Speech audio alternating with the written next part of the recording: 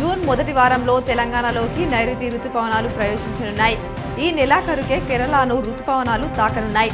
ఇక్కడి నుంచి ఏపీలోని రాయలసీమ మీదుగా తెలంగాణను చేరుకోవడానికి కనీసం 5-6 రోజుల సమయం పడుతుంది.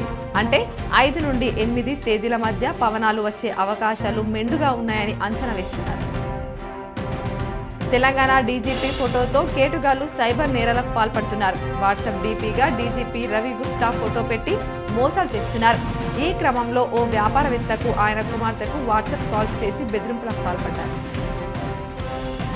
కాంగ్రెస్ ప్రభుత్వం మరోసారి రైతులను మోసం చేసేందుకు సిద్ధమైంది. డిసెంబర్ 9న రుణమాఫీ చేస్తామన్న అంశం అటకెక్కింది. ధాన్యానికి బోనస్ బోగస్ అయింది. వ్యవసాయ కూలీలకు 12,000 హామీ మాయమైంది. చివరకు రైతు భరోసాపై కూడా కాంగ్రెస్ సర్కార్ చేతులెత్తేసింది. మాక్లూరు మండలంలో చిక్లి గ్రామంలో అంగరంగ వైభవంగా శ్రీ లక్ష్మీ నరసింహస్వామి కళ్యాణోత్సవాన్ని కార్యక్రమాన్ని కుంకుమార్చన, కళ్యాణోత్సవం, రథోత్సవ కార్యక్రమాలతో ఘనంగా నిర్వహిస్తున్నారు. సమాజంలో పలు విషయాలకు భయపడుతూ కుటుంబం, పిల్లల పట్ల పలు జాగ్రత్తలు తీసుకుంటున్నా రోడ్డు ప్రమాదాల పట్ల భయపడడం లేదని, తద్వారా ప్రమాదాలకు గురై నిండు ప్రాణాలు కోల్పోతున్నారని జిల్లా ఎస్పీ సింధు శర్మ అన్నారు.